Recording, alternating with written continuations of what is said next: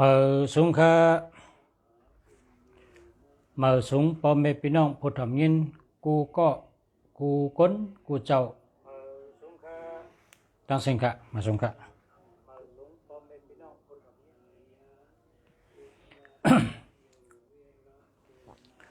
เมื่อในเตมาลาดลองเอาเกือนะเกืออันเขาเสิร์ฟพักnàyเตมาลาดลองเกือนี่เป็นอิยาลี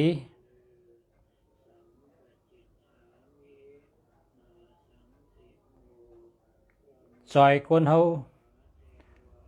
ไล่นำทนเตจอยไล่ตั้งนำก็กะเตอันคาเตลาดในเตเป็นพรดีปุณดาพุทธมินเขาตั้งนำกะ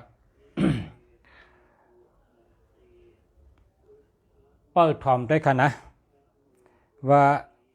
เกิดในจอยก้นเขาไล่นำก็คือ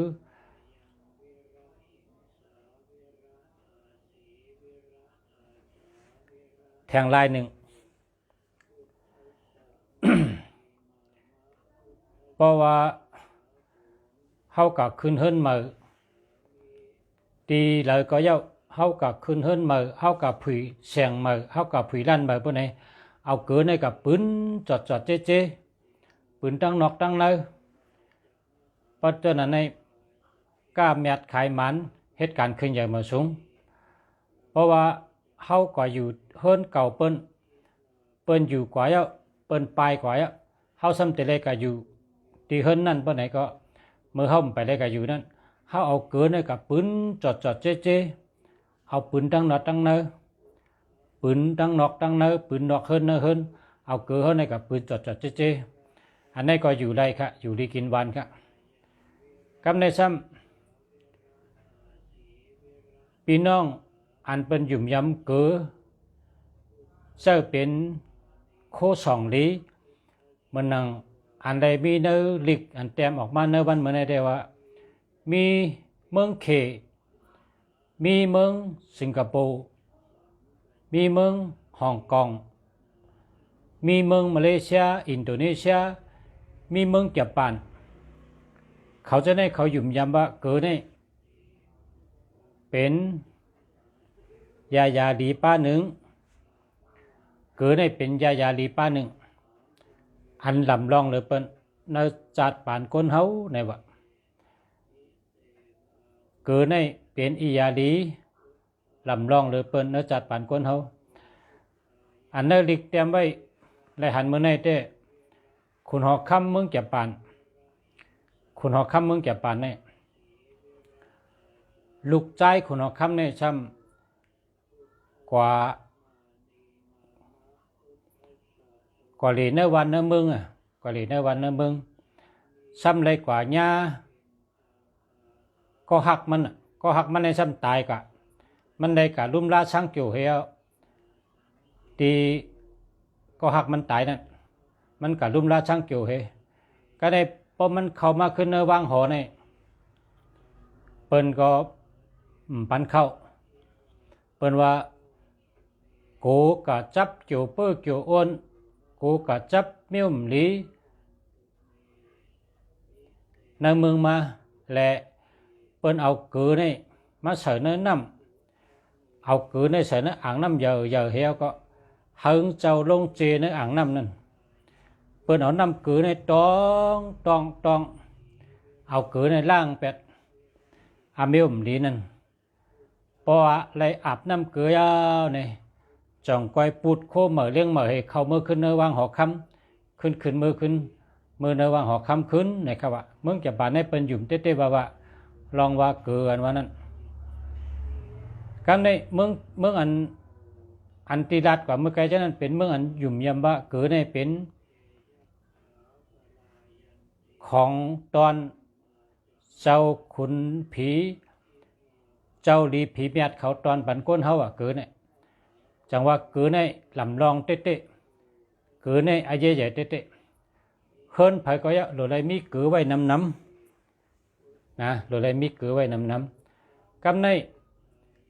เพราะว่าพอเมปีน้องเขาพอสู่เจ้าไปไล่อาบในเฮาอาบปัน1 ปี 1 ปอกนะกว่าชื่อปุ้งใหญ่ๆกว่าชื่ออ่างใหญ่ๆกว่าชื่อที่อาบน้ำใหญ่ๆมาแล้วพอชื่อมาก็เอาน้ำใส่เต็มพอเอาน้ำใส่เย้าเอาเกลือมาถอกใส่น้ำนะเอาเกลือมาถอกใส่น้ำพอเต้าเฮเกลือนั้นเชื่อมพอเชื่อมก็โกนเขาในลงกับนอนใส่ในอ่างน้ำปองปอนังก็เฮนังปองปอนอนก็เฮนอนเจไว้5 นาที15 นาทีนะเจไว้15 นาทีเอาตัวเขาในเจเหนั้นน้ำเกลือเอาตองก็โหเฮาตองกุฏิกุตังสุกสีพอไม่เป็นน้องเขาสั่งว่าไปยามอาบน้ำเกลือจูก็หลีลาบก็หลีมีพี่น้องเมืองซูคำลัดจืงเพราะว่าพอลัดจืเปิ้นในกูเปิ้นอ่ำบ่ใครบ่เจอกูเปิ้นจอยตะลาเฮาก้อยก็เป็นไต้เมืองซูนั่นแหละเป็นพี่น้องเป็นคนยิงน่ะเป็นคนยิงมันว่ากาโจเป็นคนในคำไปได้อาบน้ำเกลือให้เปาะกำในลุงสาลาดเที่ยวก็มันจะมืออาบเพิงอาบน้ำเกลือมันตื้อถี่ค่ะมันตื้อถี่มันปอกถี่ค่ะมันปอกถี่ไรเงินนำนะปอกถี่ไรเงินนำตื้อถี่ไรเงินนำนั่นขณะกำในมันว่านาเฮิรนก็หลีการงานก็หลีตัวก็เกี่ยวใจก็เกี่ยวผมเองก็อยู่จอมกันเกี่ยวนะคะตัวเกี่ยวใจก็ตัวเกี่ยวใจเกี่ยวอัมพิษอัมมอกันค่ะฮัลโหลอาบน้ำเกลือในดีน่ะลุงเสียลาดปันเฮาในพอลุงเสียลาดในห้องยามยินให้ปอกว่าอาบน้ำเกลือในดีน่ะเลยบอกถี่เลยตื้อถี่เซมก้าเลยจู่หลีเลยลาบหลีเลยล่างเป็ดเมี่ยมดีทั้งหมดทั้งสิ่ง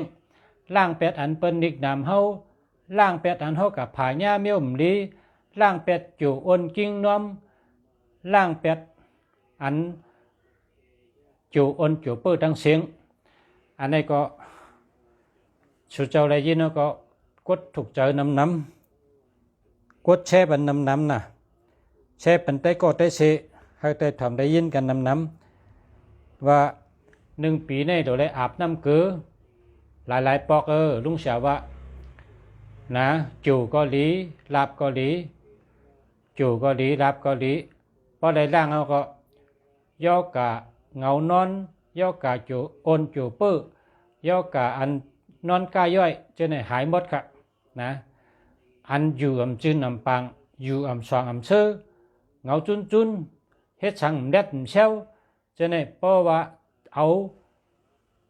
อ่างใหญ่ๆมัดตั้มเอาก็เอาเกลือในถอกใส่น้ำกะพอใส่น้ำเอาก็เจน้ำเกลือตัวเขาในตั้งตัวถอดโค้ให้ไว้กึดกดปอดแกน่ะลงกับเจน้ำเกลือไว้5 นาทีก็ได้15 นาทีก็ได้เจหึงก็ไรป้อมกัดก็นะเจหึงก็ไรเจน้ำเกลือนะอาบน้ำเกลือ ชูเจ้าเตเป็นก้นเกี่ยวลีลาบลีอาจุนดีเมตตาลีกำเดียวค่ะเมื่อในวันที่15พอชูเจ้าอาบมื้อในก็เมื่อพกชูเจ้าเตกามลีเตื้อทีปอกทีก็เตมีนะคำพองเตตื้อทีปอกทีก็เตมีเมื่อในอาบเมื่อพกทีออกนะวันที่16ป้มตั้นอาบมื้อในก็อาบเมื่อพกอะไรนะเมื่อพกเจ้าก็อาบไรกูขิงกูย้ำอาบไรกูวันค่ะพอเฮาตันอาบน้ำเกลือค่ะนะก็ซื้อตีอาบน้ำมาพอก็ซื้อมาก็เอาเกลือใส่เอาน้ำใส่เต็มแล้วก็นอนใส่เนื้อนั่นน่ะนอนอาบนั่งอาบนะอาบน้ำเกลือแต่ให้เธอจิ๋วลีลาบลีล่างเป็ดจิ๋วเปื้อจิ๋วอ้นตอมซบตอมปากนอนกายย่อยกายยืดขี้เงาจุนจื้อปางแดดซื้อเจอนั่นหายหมดค่ะอาบน้ำเกลือค่ะพ่อแม่พี่น้องเขาสืบเสียในก็เกลือในเพราะว่าที่ในเมืองเก็บป่านในพอมีคนดักหลักลายมาในเฮือนเขาพอเขาวนว่าคนก็ในมันม่ามดี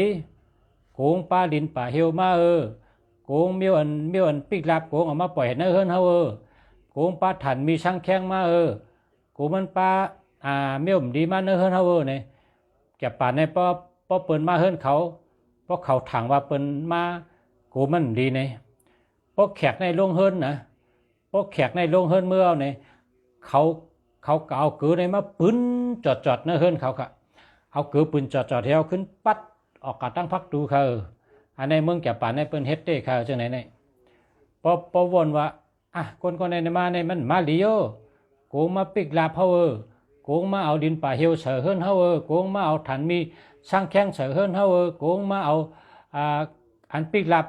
เสือเฮือนเฮาเนี่ยพอเขาวนว่าคนก็ได้มันม่ามดีเนี่ยก็พอมันเมื่อเนี่ยให้เอาเกลือในปืนจอมตั้งหลังมันเอาเกลือในปืนในเฮือนเฮาปืนจอดเจ๊พอเอาเกลือปืนจอดกูจอกกูเสียงเอาในขึ้นปัดออกเฮือนกับมดนะปัดออกเฮือนกับมดอันนี้เป็นจับป่านเขาเจอนะกำในซ้ำลอกลายเฮ็ดเธอเฮือนหลังนั่นเฮือนอันที่เขาอยู่นั่นอยู่ดีกินหวานนอนรับดีหากินไงมีเงินมีคำมีจุกมีหลับเนี่ยในแถงลายหนึ่งอันนี้ซ้ำเอาเกลือในกองไว้สี่เจียงเฮือนครับเอาเกลือในกับกองไว้สี่เจียงเฮือนไว้ทั้งสี่เจียงค่ะเกลือเนี่ยนะเอาเกลือในกับกองไว้สี่เจียงเฮือนแล้วก็เอาเกลือในปืนจอดเจ๊ปืนนั่นเฮือนนะอันนั่นเฮือนในเพราะว่าเขาปัดกูวันเพราะเขาปัดในกองออกขึ้นหมดอันเขาปืนไว้ก็ไอ้การอันที่เจียงเฮือนนั่นแหละมันเป็นกองไว้น่ะมันเพราะเป็นกองไว้ได้มันปัดก็มันออกเขากองไว้ทั้งเป็นอันเกิดในเป็นอันทอดอันแมดครับเกิดในเป็นอันทอดอันแมดว่าเปิ้นว่าเป็นโคสองคนผีมาปั่นก้นเฮาว่าเกิดเนี่ยเพราะว่าตั้งกินกูเมียวในป้มมีเกิดในหวานครับเฮ็ดพักเฮ็ดตั้งกินตั้งย่ำก็เป็นอาหารตั้งกินในจะได้ใส่เกลือกูเมียวค่ะเกลือในเป็นคนหอคำอันเปิ้นว่าลองเฮ็ดอาหารการกินตั้งย่ำขนาดเนาะเพราะตีเฮ็ดสังก็ยาเต้นได้ใส่เกลือทีเดียวนะเกลือในเป็นที่หนึ่งกำเดียวย้อนเปิ้นอันใดอันก้นต่างเมืองเขาว่าเกลือในเป็นอาสองคนผีมาปั่นเขาวังนั่นได้เป็นตั้งหยุ่มย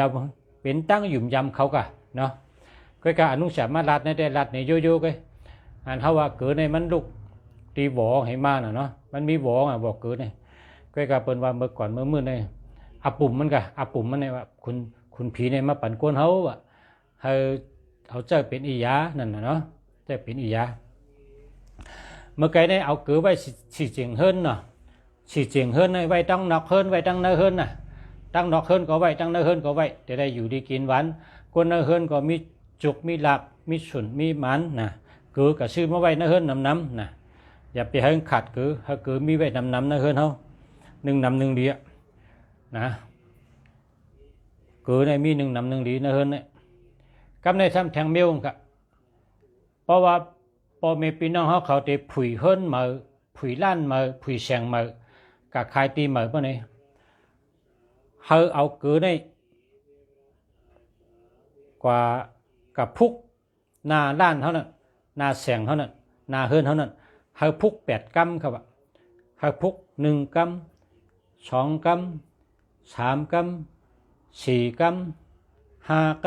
ำ6 กำ7 กำ8 กำเนี่ย เอาเกือได้กับพุก8 กำพุกจอดเจ๊ตีหน้าเฮือนเท่านั้น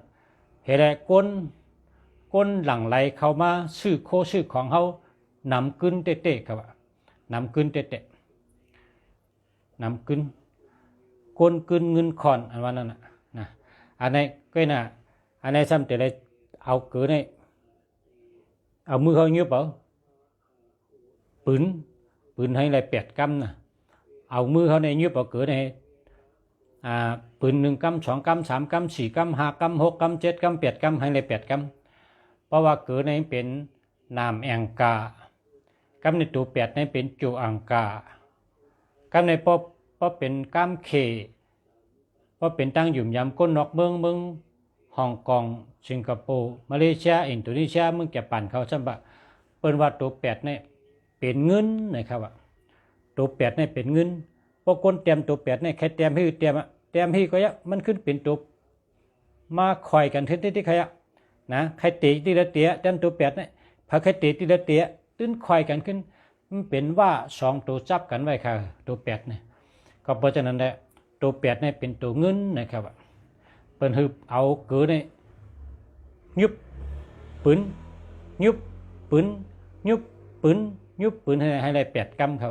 อันในก้นนั้นผุยแสงมาผุยล้านมาขายตั้งขายเขาอันนั้นก็เฮาเฮิรนเฮาเนี่ย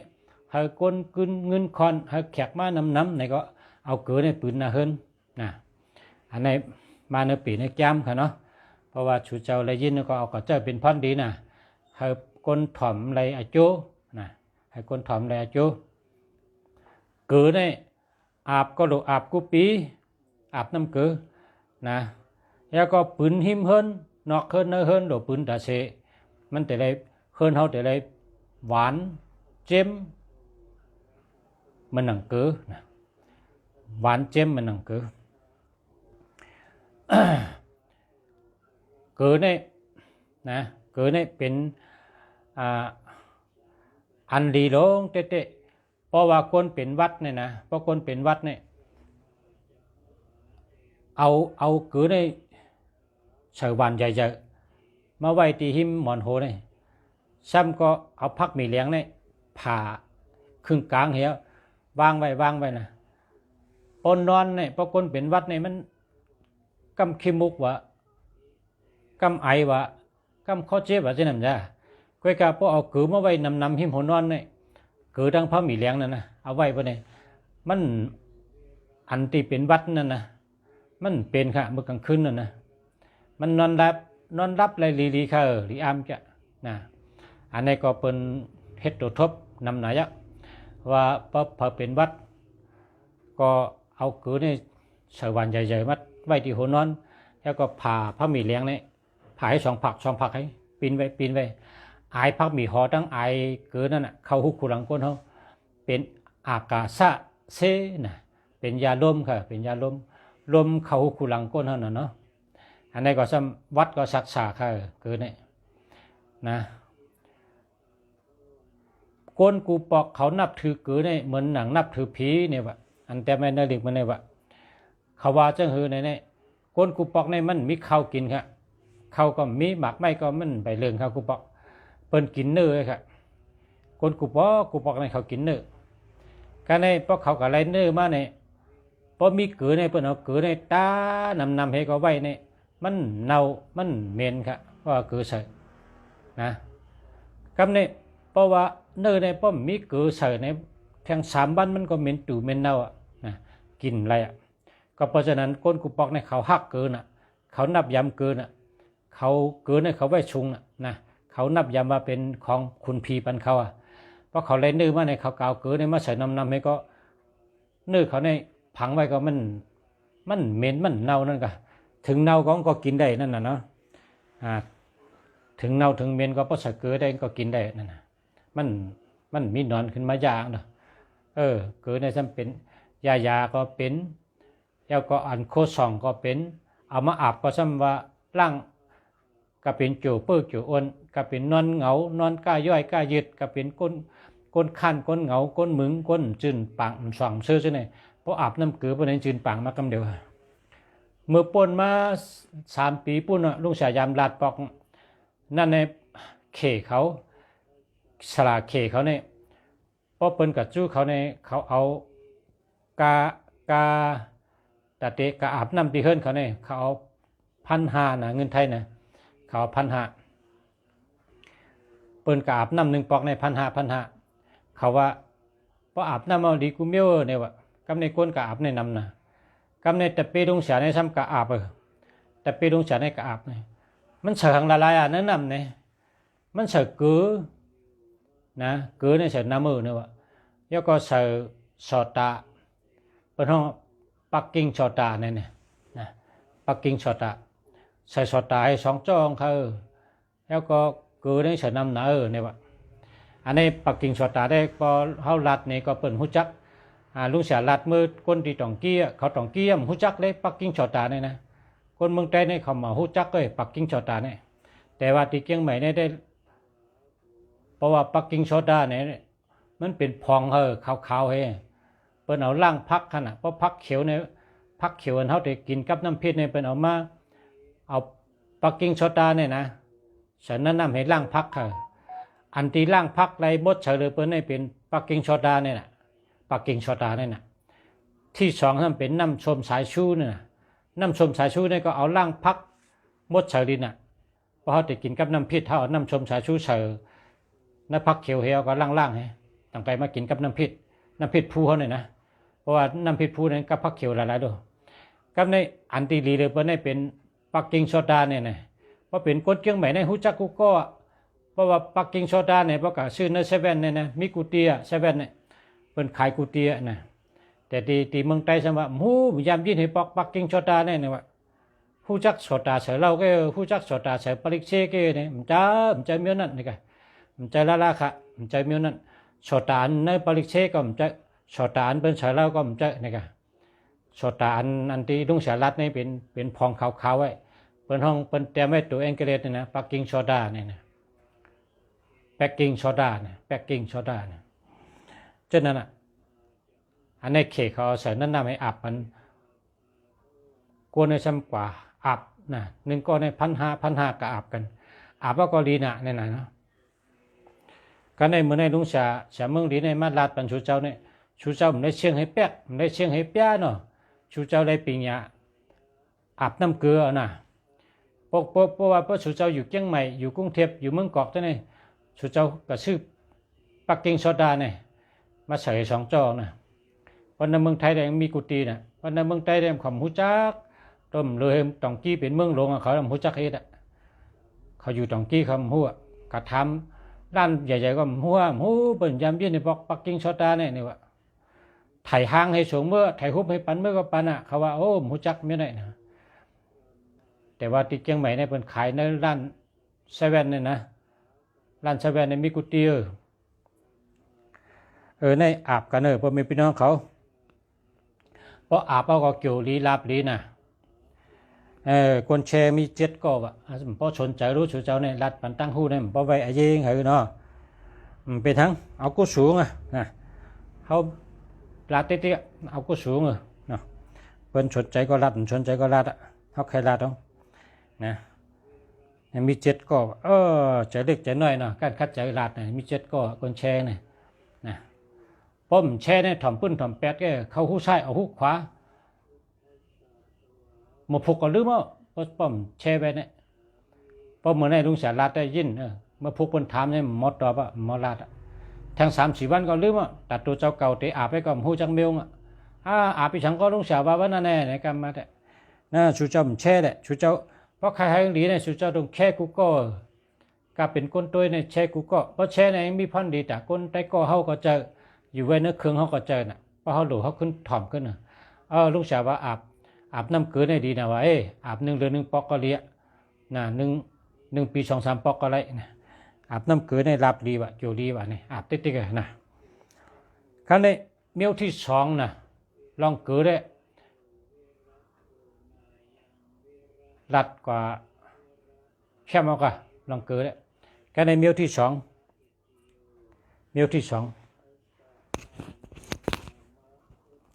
กำนะเพราะว่าป้อมเอามันนี่เนี่ยเขาเต็มรู้จักเมียว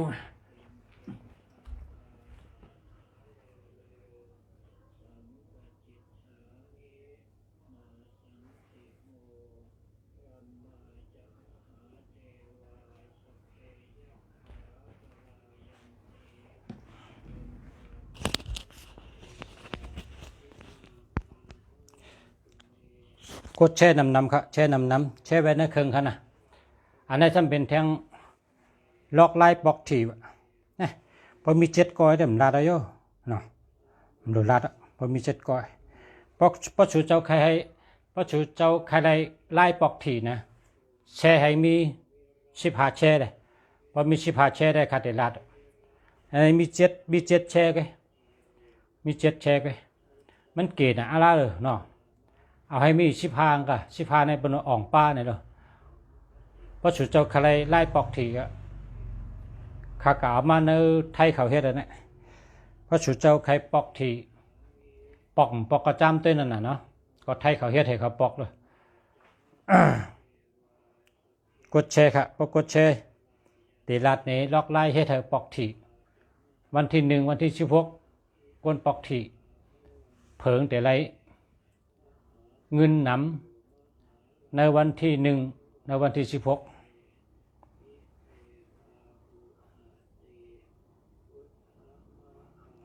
พอชูเจ้าใครล็อกไล่ปอกทีอันพี่น้องเมืองไทยเขาเฮ็ดกันนะ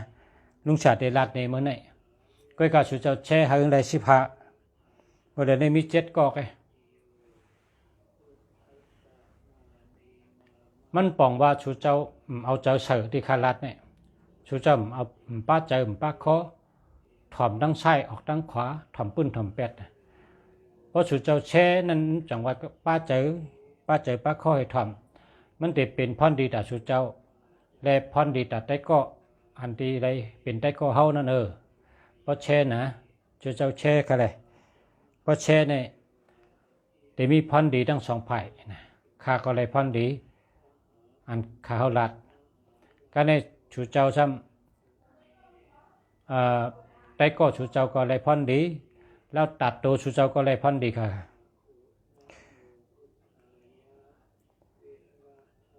คนแช่ปันตุงสามี7 ก็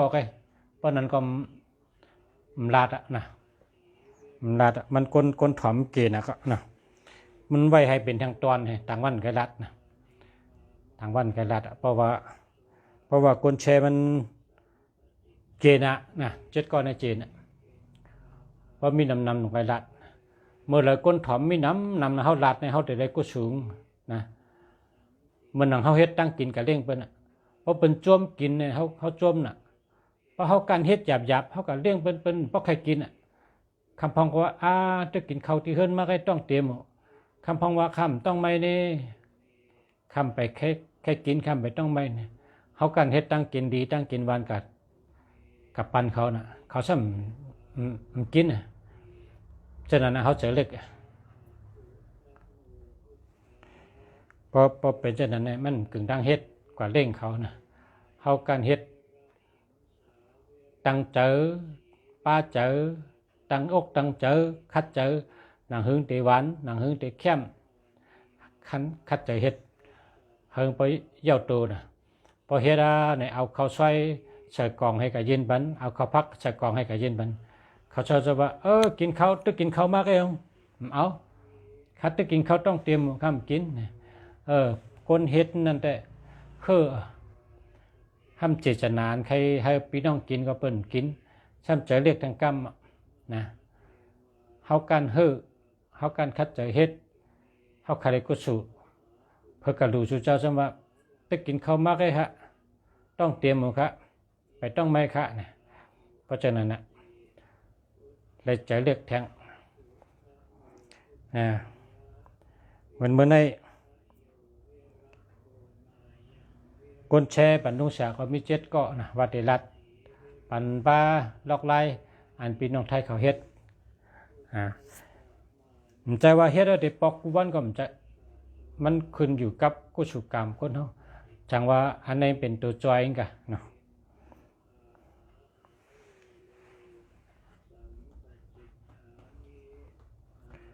ไปตัวทางอื่นกัน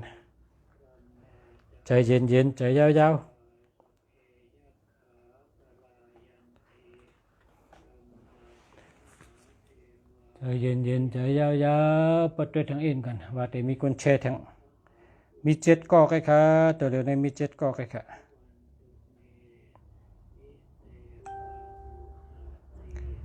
คาไลคากะถาลีลีล็อกไล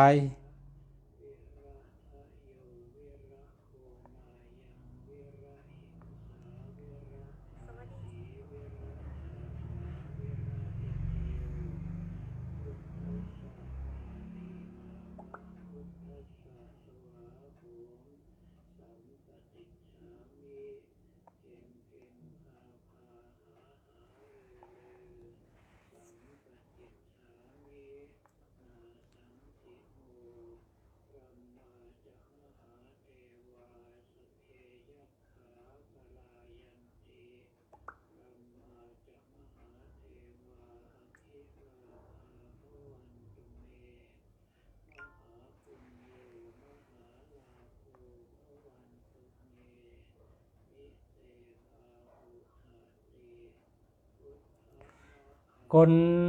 เข้าตัวเนี่ยมีปาก80ปลาย4ก็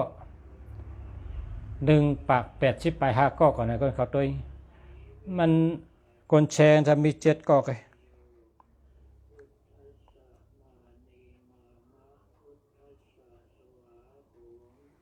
ย้อนเฮาสู่เจ้าแช่ปัน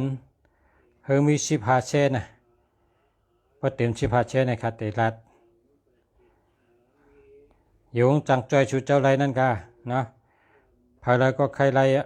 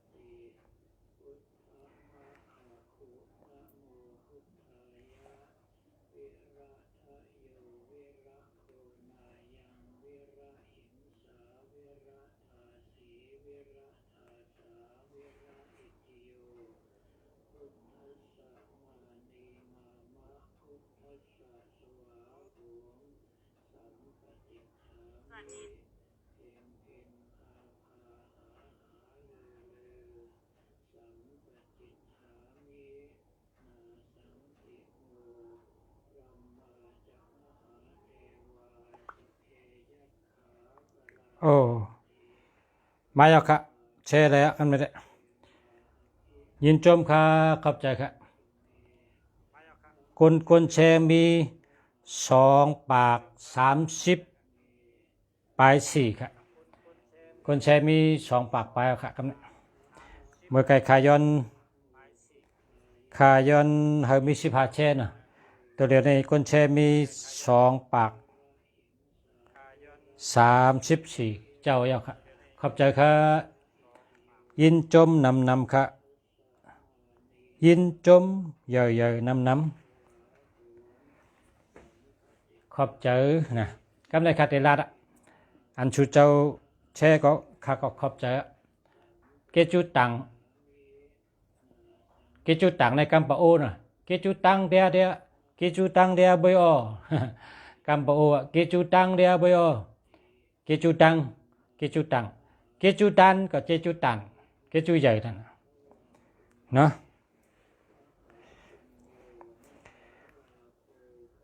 เพราะว่าใหญ่ในกัมปะโอว่าตันเพราะกัดกินข้าวในพี่น้องปะโอว่าอ้ำตันกินน้ำนะก็ในพี่น้องใต้ทำกัดกินข้าวให้แขกพี่น้องปะโอว่าอ้ำอันน้ำเนอนะพี่น้องใต้ทำว่าเอ๊ะไผ พักในฉันว่าให้กินน้ำก็ละมาเจอเนี่ยว่าก้นกองสมบอกกำปะโอว่ามันว่ากินโจ๊กนำมือนั่นเนี่ยอ๋อวันนั้นห้าเนี่ยอาจจะรีจ้าพวกนั้นเนี่ยว่า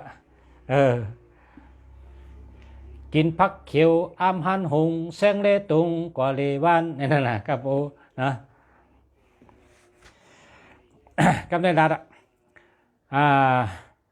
ลอกไล่พอเผยเคยปอกทีเคยเตอร์ทีมีสองเกาะมาปั่นไว้เป็นพี่น้องไทยเปิ้นเฮ็ดจังไหนเปิ้นเตอร์ทีกำเตอร์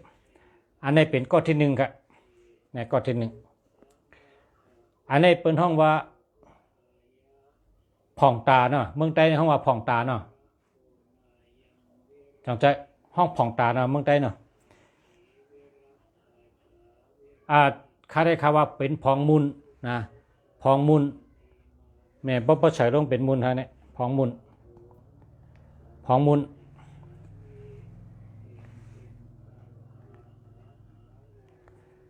พองมุนเนี่ยครับเป็นมุนขาวๆนี่ครับเนี่ยนะคำว่าพองมุนมุนนี่เป็นเอาใส่เพราะใส่จอมตัวเขาเนี่ยมันหอมนะในพองมุนกันเนาะเอาพองมุนใส่ในมือให้ไหนกันนะเอาพองมุนใส่ในมือเพราะว่าเมื่อในเด็กกับซื้อทีเมื่อในเด็กกับโทษทีเอาพองมุนมาใส่ในมือกันนะต้องไว้ละอันนี้เป็นห้องว่ามุนนี่ทั้งก็แล้วมุนหอมเนี่ยนะที่เป็นพองเนี่ยเอามาใส่ในผ่ามือไว้เพราะใส่ในผ่ามือไว้ให้ไหนเนี่ยนะใส่ในผ่ามือกำเนี่ยเอาเนี่ยมือเจ้าเก่าในเตรียมนะพอเด็กกับชื่อถี่นะพอเด็กกับทุถี่อันนี้มันชุ่มไหลว่ะเงินเขาซื้อถี่เนี่ยมันชุ่มไหลเขาติดตื้อมันตื้อนำกองตื้อกี่เขาชุ่มอลังนั่นกัน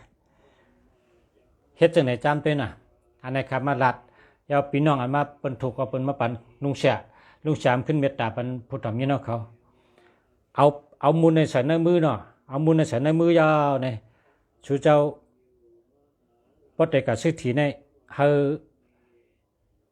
มันนั่งตีในเฮือนเจ้าเก่าก็เลยที่อยู่เจ้าเก่าในเตรียมว่าอู้เยอะเยนะเตรียมจะไหนนะเอานิ้วในเตรียมอู้เยอะเยเตรียมจะไหนกันอู้เยอะเยเอามือในเตรียมเนี่ยเตรียมเป็นตัวจะไหนพอเตรียมเจ้าเนี่ยมันหันสังอ่ะกำในเขาก็โทพอเตรียมเจ้านะวาย7 กำนะอู้เยอะเยอู้เยอะเยอู้เยอะเยเนี่ยเตรียมซ้ำเหอะเนื้อผ่ามือเขานั่นน่ะเตรียมตีแขนก็ได้เตรียมตีเนื้อผ่ามือก็ได้เอาเนื้อมือเตรียมก็ได้เอาแค่ตันเตรียมก็ได้เอาไม่ปดไม่แป๊ดเตรียมก็ได้เตรียมว่าอู้เยอะเยเนี่ยเตรียมเนื้อผ่ามือนะเพราะเตรียมเจ้าในเห็นไหนเนี่ยมันมีหางกันเนี่ยมันหันห้อยหางเขาเตรียมเนี่ยเพราะเตรียมยาวรถกระถายาวเนี่ยก็ซื้อถี่กำเดียวแต่ก็ซื้อถี่ทีไรก็กระซื้อนะซื้อถี่ทีไรก็ซื้อถี่ยังก็ซื้อกำในซ้ำอันนี้เป็นข้อที่หนึ่งเนาะล็อกไล่ปอกถี่ข้อที่หนึ่งมาทางกองข้อที่สองข้อที่สองในซ้ำพอวันที่ออกเนี่ยวันที่1วันที่16เนี่ยเพราะวันที่ออกเนี่ยพอตื่นมาเนี่ยอย่าไปจะลำครับอย่าไปจะลำอย่าไปป้องอย่าไปท่าอย่าไปละอย่าไปมอมเมให้ไว้ใจเกี่ยวนะไว้ใจเกี่ยวห้องความก็เลยห้องกำปันเก่าก็เยอะปันใหม่ก็เยอะ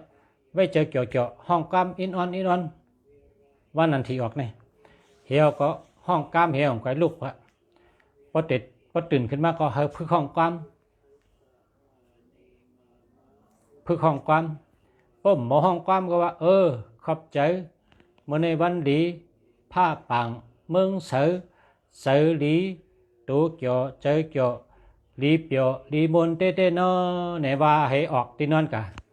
và mình hậu kiểu hậu chơi nè khai ca có lại khai chóc có lại khai vẹn có lạiพอเขาลูกออกที่นั่นเนี่ยไว้เจอเกี่ยวๆนะวันที่ออกเนี่ยเพราะว่าวันนั้นเขามองว่าเขาเมิเขามองว่าเขาจังไรลับเพราะปอกที่เนี่ยเป็นห้องว่าไรลับเนาะวันนั้นที่ออกเนี่ยวันที่1วันที่16เนี่ยไว้เจอเกี่ยวๆอย่าไปป้องอย่าไปท่าอย่าไปเน่อย่าไปเช่อย่าไปละอย่าไปเฮ็ดสังให้เมียวลองสุกเจอลองตุกเจอเนี่ยอย่าให้มีให้ไว้ตั้งเกี่ยวซื้อเจอให้ห้องความให้นะห้องความพลเมืองห้องปันเก่าก็ห้องปันเก่าห้องปันใหม่ก็ปันใหม่นะผมมองสังว่าขอบใจเมื่อในผ้าเสือเมืองลีผ้าปังเจอสว่างเจอซื้อดูเกี่ยวเจอเกี่ยวดีเกี่ยวได้นอว่าเขาเกี่ยวใจนะตั้งยุ่มตั้งว่าให้คุยว่าให้ยุ่มให้นะอันนี้มือเขาลุกมันนะกำเนยเพราะว่าเขากะล้างนาเยอะเขากะกินน้ำเยอะเขากะอาบน้ำเยอะปูดโคปูดเด้งเหมือนเนี่ยเขาซ้ำเอาถี่อันเขาซื้อไว้เนี่ยเขาซื้อไว้ถี่อ่ะกำในให้ถูก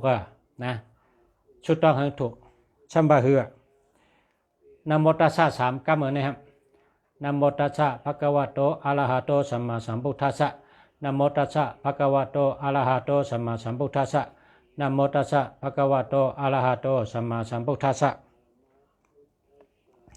ว่าจะใน3กรรมเพราะว่า3กรรมเอาว่าปุกทำเอาเงินมาทำมัมเอาคำมาสร้างคำเอาโคของอุกจายตนะมาถึงคาสิกรรมค้าว่าเนี่ยทำขึ้นว่าแทงปุกทำเอาเงินมาทำมัมเอาคำมาสร้างคำเอาโคของแก้วแสงยตนะมาถึงมือขัดเสกรรมค้าทำขึ้นว่าแทงปุกทำเอาเงินมาทำมัมเอาคำมาสร้างคำเอาโคของแก้วยตนะ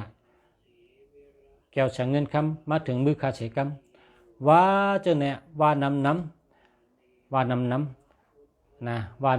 าจังว่า37 กรัมในก็ไรปากปลาย8 กรัมในก็ไรนะว่าเจ้าไหนนะว่าเพราะว่านำนะลุงเสือมิขิงนี่ก็ว่าอาศักตัวเก่าเพราะว่าอาศักตัวเก่านี่เลย30นี่ก็ว่า31 กรัมเพราะว่าชักเจ้าเก่าในเลย40นี่ก็ว่า41 กรัมเพราะว่าชักเจ้าเก่าเลย50ให้ว่า51 กรัมว่าชักเจ้ก็เลยเนี่ยว่าอันนี้เป็นดอกไม้อันเขาเจ้าตื้อเหเฮ็ดตัวทบมาปียาวเข้าหึงเขาก็มาฮบลุงเสือมาลัดในลุงเสือก็เปือว่าลุงเสือในเป็นแชร์เป็ดตังตั้งแต่อายุ19ในมอเป็นมอรู้ดวงด้วยเป็ดตังกาละได้เต้นจู่เต้นดับด้วยเป็นเป็ดตังเป็นแม่นมันแม่นเฮ็ดจำศีลห้ามันแม่นก็เพราะฉะนั้นแหละเขาหันลุงเสือในเป็นคนโยกันคำก็มีเหตุคำเนี่ยมันเฉยนี่กะคำก็มันเฉยนาดีก็มันเฉยกั้งแสงก็มันเฉยลุงเสือเฮ็ดฉลาดในลุงเสือจังใครปอกทีเนี่ยค่าใน1 ปีเนี่ยค่าถูกหลายปอกนะว่าถูกน้ำนะ1 ปีเนี่ยถูกน้ำลุงเสือก็ว่าลุงเสือในโทษตั้งปีบางปีเนี่ยตั้งปีถูกให้ปอกก็มีบางปีก็ถูกปอก2 ปอกถูกอิดถูกออดอันถูกน้ำก็หึงถูกปอกว่าจะไงเขาก็รัดนี่ว่าลุงเสือเฮ็ดได้จังไหนน่ะเขาเฮ็ดจังไหนเขาปอกทีเนี่ยอันนี้เป็นดอกไม้ปุ่นตาก็เลยเจ้าเลยแหละยุ่มลองในนะเอากับใจตื้อด้วยนะว่าอันลุงเสือรัดไล่ปอกที2 ไล่เนี่ยเอาไล่เลยก็เลยเอาไล่อันเต็มฉันเนื้อผ่ามือให้กับชื่อก็เลย เอาลายที่สองอันมาปุกทำนำมาเงินทำมัมนำมาคำสังคำนำมาของแก้วยตนะแล้วก็เอหิมะมะนี่นะกำเนิดที่รัดกระถางให้เต็มปุกทำนำมาเงินทำมัมนำมาคำสังคำนำมาโคของยตนะเอหิมะมะปุกทำนำมาเงินทำมัมนำมาคำสังคำนำมาของแก้วแสงยตนะเงินคำหอดถึงมือขาดใช้กรรมเอหิมะมะองค์ปุกทำนำมาเงินองค์ทำมัมนำมาคำองค์สังคำนำมาของเข้าของเงินคำแก้วแสงยตนะหอดถึงมือขาดใช้กรรมเอหิมะมะปุกทำนำมาเงินทำมัมนำมาคำสั่งคำนำมาของแก้วแสงเงินคำโคกของแก้วแสงเงินคำหอดถึงมือขาดใช้กรรมเอหิมะมะปุกทำนำมาเงินทำมัมนำมาคำสั่งคำนำมาของแก้วแสงเงินคำหอดถึงมือขาดใช้กรรมเอหิมะมะปุกทำนำมาเงินทำมัมนำมาคำสั่งคำนำมาของแก้วแสงเงินคำหอดถึงมือขาดใช้กรรมเอหิมะมะปุกทำนำมาเงินทำมัมนำมาคำสั่งคำนำมาของแก้วแสงเงินคำหอดถึงมือหอดมาถึงมือขาดใช้กรรมเอหิมะมะเนี่ยพอปิ่นเป็นกรรมใต้ว่าจะไหนกันนะพอปิ่นเป็นกรรมใต้เขาว่าจะไหนอันนี้ลุงเสียรอด7 กรรมเนี่ย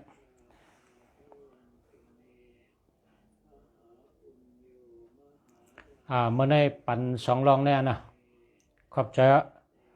จอย่านำค่ะเมื่อในมีคนแชร์2 ปาก55ก็2 ปาก56ก็ค่ะยินจมนำค่ะขอบใจนำค่ะขอบคุณนำค่ะขอบใจอย่านำค่ะในเมืองไทยเขาเป็นใจคออะไรก็หัวเนาะในเมืองไทยเนี่ยพวกเกจูอย่านำเนี่ยฮะขอบใจอย่านำเนี่ยฮะการเมืองในได้เขาว่าขอบคุณนำเนี่ยขอบคุณนำนี่ก็ขอบใจอย่านำนั่นนะขอบคุณเพราะว่าขอบคุณเนี่ย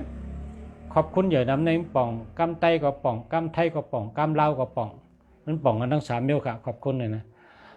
เพราะว่าพี่น้องลาวเขาก็ใจขอบคุณขอบใจนะขอบใจในกระป๋องเย็นจมค่ะเย็นจมใหญ่ๆน้ำนะมันได้อุบกันได้ก่อนอุบรัดนั้นอุบรัดปันพ่อแม่พี่น้องเขาอัน1เอาเกืออาบเนี่ยอย่าไปลืมนะอาบนะเพราะชูเจ้าอาบเนี่ยชูเจ้าเกี่ยวลีลาบเรียล่างเป็ดเมี่ยมดีดังเซ็งวะล่างเป็ดจู่เปื้อจู่อ้วนล่างเป็ดอันนอนกายย่อยกายยึดอันล่างเป็ดอันเงาจุนอ่ำจืนอ่ำปางอ่ำสองอ่ำเชื่อล่างเป็ดหมดอาบน้ำเกลือนะแล้วก็เอาเกลือปืนเนื้อเฮือนให้ปัดเป็ดเนี่ยก็เมี่ยมดีก็กว่าหมดเพราะเด็กก็อยู่ที่มือก็ปืนจอดเจ๊เพราะเด็กขึ้นเฮือนมือก็อยู่ที่มือก็เก่าเกลือในปืนจอดแล้วก็ปัดเป็ดแล้วก็อยู่เลยนะเกลือในเป็นอียาดีเนาะต้องไปกันแล้วก็สืบรัดกันให้เจ้าตื้อไรอ่ำเชียงเงินอ่ำเชียงคำนะอ่ำได้เชียงกาขันสังเพราะว่าเกิดในมีกูเฮิรนนะเกิดในเป็นอียาดีเห็นวันกำในชำลองที่2จำรอดกระทากามลีลาบลีโยเคเด็บปอกที่นำเมื่อพวกในประถมได้กันนะพาเลยมีแห้งใจก็จำได้นะป้อมประจำได้จังไกหู้เพิ่นห้องว่าก้นดีมดีเฮ็ดก็ด้วยจังไกหู้นะน้ำใจก้นนี่ป้องด้วยเฮ็ดก็ด้วยจังไกหู้ป้อมไปเลยป้องได้นี่หันตั้งนอกหันตั้งเนื้อนะหันตุ่มหันเจอนั่นน่ะเพิ่นว่า อย่าไว้เจอตังอย่าวางเจอก้นนั่นน่ะอันผีนามนอ่ำจอมเจอก้นเลยน่ะก้นเองเจอเด็กลายกะติ๊กก็เพราะฉะนั้นแหละพอเขาแค่หูเจอเป็นเขาโดดเฮ็ดก็หึงโดยยาวๆนะแต่หูอันว่าเขาใครปอกทีเขาใครกรรมดีเนี่ยก็พอเขารอดกระทับวันเดียวเนี่ยมันไปหาในจูงก็เขาก็รอดด้วย3 เดือน6 เดือนนะประจำได้6 เดือนได้หาในจูงนะ1 เดือนไปหาในจูงก็อย่าไปตักเสียงอย่าไปเช่อย่าไปเน่อย่าไปละอย่าไปป้องอย่าไปทะ2 เดือนก็เฮ็ดแต่นั้นแทง3 เดือนก็เฮ็ดนั้นแทง4 เดือน5 เดือนก็เฮ็ดนั้นแทงเดือนที่6นั่นเพราะเดือนที่6ในหาในจูงเพราะว่าได้ยินเจ้าชายเขาใกล้ว่าเฮ็ดติ๊กกระถาเนี่ยเพราะว่าเขาหลอดน้ำเนี่ยมันเจ้ากระถาเนี่ยอันเป็นเจ้าของเนี่ยนะมันหูจักเขาอ่ะเพราะเขาหลอดเขาหมกกระถาไว้เขาสู้หลอดเนี่ยก็เพราะเขาสู้หลอดมันก็มืดเท่าอ่ะเจ้าของมันมืดเท่าพอมีกระถาเนี่ยเขาหลบใกล้หลอดมันกูวันหลอดปันกูวันกลางเนื้อก็ไรกลางค่ำก็ไรหลอดปันมันพอหลอดปันในมันเจ้าของกระถานั่น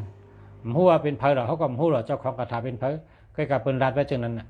มันมีเจ้าของนะกระถาได้นะเจ้าของอันก่อนถูดออกมาอันตั้งชุดเนี่ยมันก้นสืบก้นไม่สืบไม่ให้ไหนสืบตามลามมาอาเจนอาสักหัวเผื่อเป็นเจ้าของนะเขาจะนั้นแหละเพราะเขาหลอดตาเชเนี่ย